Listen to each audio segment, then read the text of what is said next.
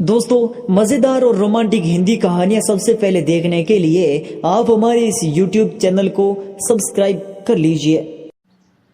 मुग्धा का बदन बुखार से तप रहा था। ऊपर से रसोई की जिम्मेदारी किसी तरह सब्जी चलाई जा रही थी। तभी उसका देवर राज वहां पानी पीने आया। उसने मुग्धा के हाव भाव देखे तो उसके माथे पर हाथ रखा और बोला, भाभी आपको तो तेज बुखार है। हाँ, मुग्धा ने कमजोर आवाज में कहा। सुबह कुछ नहीं था, दोपहर से अचानक। भैया को बताया? नहीं, वे तो परसों आने ही वाले हैं। वैसे भी बेकार परेशान होंगे। आज तो रात हो ही गई, बस कल की तो बात है। अरे लेकिन राज की फिक्र कम नहीं हुई थी, मगर मुग्धा ने उसे दिलासा देते हुए कहा, कोई बात नहीं, मामूली बुखार ही तो है, तुम जाकर पढ़ाई करो, खाना बनते ही बुला लूंगी।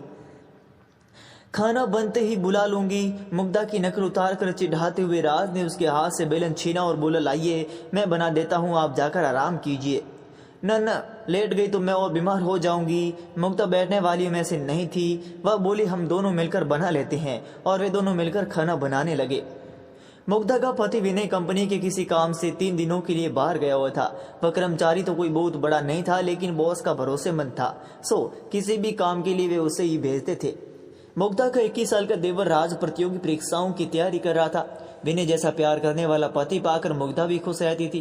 कुछ पति की तनख्वाह और कुछ वह खुद जो निजी स्कूल में पढ़ाती, दोनों से मिलाकर घर का खर्चा अच्छे से निकल आता। सास ससुर गांव में रहते थे। देवर राज अपनी पढ़ाई के चलते उनके साथ ही रहता था। जिंदगी में कमी थी तो बस यही कि खुशहाल शादीशुदा जिंदगी के 10 सालों के बाद भी उनके कोई औलाद नहीं थी। अब मुग्धा 35 साल की हो चुकी थी। अपनी हम उम्र बाकी टीचरों को उनके बच्चों के साथ देखती तो न चाहते हुए भी उसे रोना आ ही जाता। वह अपनी डायरी के पन्ने इसी पीड़ा से रंगती जाती।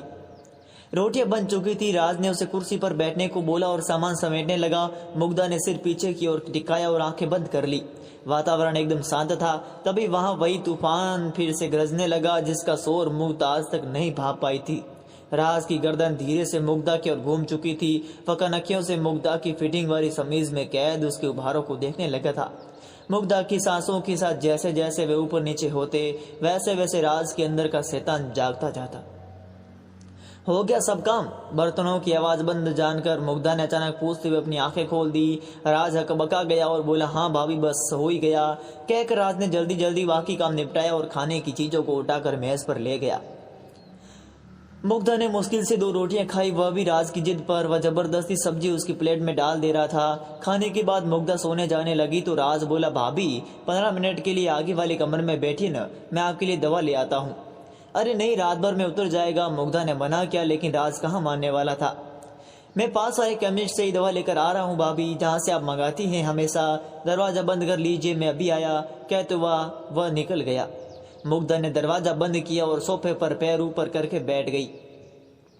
राज ने तय कर लिया था कि आज तो वह अपने मन की करके ही रहेगा। इस बीच केमिस्ट की दुकान आ गई। क्या बात है राज बाबू? केमिस्ट ने राज को खोया सा देखा तो पूछा। राज का ध्यान वापस दुकान पर आया। दवा चाहिए थी, उसने जवाब दिया। अब ये तो यहाँ क्या मिठाई मिलती है? केमिस्ट उसे छेड़ते हुए बोला। वो उसको पुराना दोस्त था। राज मुस्कुरा उठा और कहा, अरे जल्दी दे न। बड़बड़ाते हुए केमिस्ट ने हैरत से उसकी ओर देखा। कौन सी दवा चाहिए ये तो बता। राज को याद आया कि उसने तो सचमुच कोई दवा मांगी ही नहीं है। उसने ऐसे ही बोल दिया, भाभी की तबीयत ठीक नहीं है, उन्हें बुखार है, जरा नींद की गोली देना। नींद की गोली बुखार के लिए? सोचते हुए केमिस्ट ने उसे देखा। वह खुद भी मुग्धा के हुस्न का दीवाना था। हमेशा उसके बारे में चटकारे ले लेकर बातें किया करता था। उसने राज की मन की बात ताड़ ली। ऐसी बातों का उसे बहुत अनुभव जो था। उसने नींद की गोली के साथ बुखार की भी दवा दे दी। राज ने लिफाफा जेब में रखा और तेजी से वापस चलने को हुआ कि तभी केमिस्ट चिल्लाया, अरे भाई खुराक तो सुन ले। राज को अपनी गलती का एहसास हुआ। वह काउंटर पर आया। केमिस्ट ने उसे डोज बताई और आंख मारते हुए बोला, ये नींद वाली दवा 1 से ज्यादा मत देना, टाइट चीज है। अभी क्या बकवास कर रहा है? राज के मन का डर उसकी जुबान से बोल पड़ा। उसकी तो चोर की दाढ़ी में तिनका वाली हालत हो गई। वह जाने लगा। केमिस्ट पीछे से कह रहा था, अगली बार हमको भी याद रखना दोस्त। राज को उसको अनसुना करता हुआ आगे बढ़ गया। घर लौटने पर डोर बेल बजाते ही मुग्धा ने दरवाजा खोल दिया और बोली, यहीं बैठी थी लगातार। जी भाभी आइए अंदर चलिए, राज ने अपने माथे से पसीना पोंछते हुए कहा। मुग्धा अपने कमरे में आकर लेट गई। राज ने उसे पहले बुखार की दवा दी। मुग्धा दवा लेकर सोने के लिए लेटने लगी तो राज ने उसे रोका, भाभी अब एक दवा बाकी है। कितनी सारी ले आए भैया, मुग्धा ने थकी आवाज में बोला और बाम लेकर माथे पर लगाने लगी। भाभी दीजिए, मैं लगा देता हूँ, कहकर राज ने उसे बाम की डिब्बी ले ली और उसके माथे पर मलने लगा। थोड़ी देर बाद उसने मुग्धा को नींद वाली गोली भी खिला दी और लेटा दिया। राज उसका माथा दबाता रहा। थोड़ी देर बाद उसने पुष्टि करने के लिए मुग्धा को आवाज दी, भाभी सो गई क्या? कोई जवाब नहीं मिला। राज ने उसके चेहरे को हिला डुला कर भी देख लिया। कोई प्रतिक्रिया न पाकर वह समझ गया कि रास्ता साफ हो चुका है। राज की कनपट्टियों में खून तेजी से दौड़ने लगा। वह बत्ती जलती छोड़ मुग्धा के ऊपर आ गया। मर्यादा के आवरण प्याज के छिलकों की तरह उतरते चले गए। कमरे में आए भूचाल से मेज पर रखी विनय मुग्धा की तस्वीर गिरकर टूट गई। सब कुछ शांत होने पर राज थक कर चूर चूर होकर मुग्धा के बगल में लेट गया। बस अब बुखार उतर जाएगा भाभी जी, इतना पसीना जो निकलवा दिया आपने का। राज बेशर्मी से बड़बड़ाया और मुग्धा की कुछ तस्वीरें खींचने के बाद उसे कपड़े पहना दिए। मुग्धा अब तक धीमे धीमे करा रही थी। राज पलंग से उतरा और खुद भी कपड़े पहनने लगा। तभी उसकी नजर आती खुली दराज पर गई। भूल से मुग्धा अपनी डायरी उसी में छोड़ी हुई आई थी। राज ने उसे निकाला और कपड़े पहनते पहनते उसके पन्ने पलटने लगा। अचानक एक पेज पर जाकर उसकी आंखें अटक गई। वह भी अपनी कमीज के सारे बटन भी बंद नहीं कर पाया था, लेकिन उसको इस बात की परवाह नहीं रही। वह अपलक उस पन्ने में लिखे शब्दों को पढ़ने लगा। उसमें मुग्धा ने लिखा था, बस अब बहुत रो लिया, बहुत दुख मना लिया औलाद के लिए। मेरा बेटा मेरे पास था और मैं उसे पहचान ही नहीं पाई। जब से यहाँ मैं आई उसे बच्चे के रूप में देखा तो आज अपनी कोख के बच्चे के लिए इतनी चिंता क्यों? मैं बहुत जल्दी राज को कानूनी रूप से गोद लूंगी। राज की आंखों के आगे अंधेरा छाने लगा। वह सिर पकड़कर वही बैठ गया और जोर जोर से रोने लगा।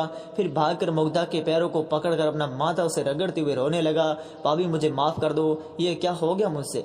अचानक राज का ध्यान मुग्धा के बिखरे बालों पर गया। उसने जल्दी से जमीन पर गिरी उसकी हेयर क्लिप उठाई और मुग्धा का सिर अपनी गोद में रखकर बालों को संवारने लगा। वह किसी मशीन की तरह सब कुछ कर रहा था। हेयर क्लिप अच्छे से उसकी बालों में लगाकर राज उठा और घर से निकल गया। अगली सुबह तकरीबन 8 बजे मुग्धा की आंखें खुली। उसका सिर अभी तक भारी था, घर में भीड़ रख चुकी थी। एक आदमी ने आखिरकार बोल ही दिया, देवर भाभी के रिश्ते पर भरोसा करना ही पागलपन है। मुग्धा के सिर में जैसे करंट लगा। वह सवालिया नजरों से उसे देखने लगी। तभी इलाके के पुलिस इंस्पेक्टर ने प्रवेश किया और बताया, आपके देवर राज की लाश पास वाली नदी से मिली है। उसने रात को खुदकुशी कर ली। मुग्धा का कलेजा मुंह को आने लगा। वह हड़बड़ाकर पलंग से उठी लेकिन लड़खड़ाकर गिर गई। एक महिला सिपाही ने राज के मोबाइल फोन में कैद मुग्धा की कल रात वाली तस्वीरें उसे दिखाई और कड़क कर पूछा, कल रंगरेलियां मनाते मनाते ऐसा क्या कह दिया लड़के से तूने जो उसने अपनी जान दे दी? तस्वीरें देखकर मुग्धा हैरान रह गई। अपनी शारीरिक हालात से उसे ऐसी किसी घटना का शक तो हो रहा था, लेकिन दिल अब तक मानने को तैयार नहीं था। वह फूट फूट कर रोने लगी। इंस्पेक्टर ने उस महिला सिपाही को अभी कुछ न पूछने का इशारा किया और बाकी औपचारिकताएं पूरी करके वहां से चला गया। धीरे धीरे औरतों की भीड़ भी छंटती गई। विनय का फोन आया था कि वह आ रहा है, घबराए नहीं, लेकिन मुग्धा बस सुनती रही। उसकी सूनी आंखों के सामने राज का बचपन चल रहा था जब वह नई नई इस घर में आई थी। दोपहर तक विनय लौट आए और भागते हुए मुग्धा के पास कमरे में पहुंचा। वह जड़वंत अभी भी पलंग पर बैठी शून्य में ताक रही थी। विनय ने उसके कंधे पर हाथ रखा, लेकिन मुग्धा का शरीर एक और लुढ़क गया। मुग्धा मुग्धा चीखता वो विनय उसे झकझोरे जा रहा था, पर मुग्धा कभी न जागने वाली नींद में सो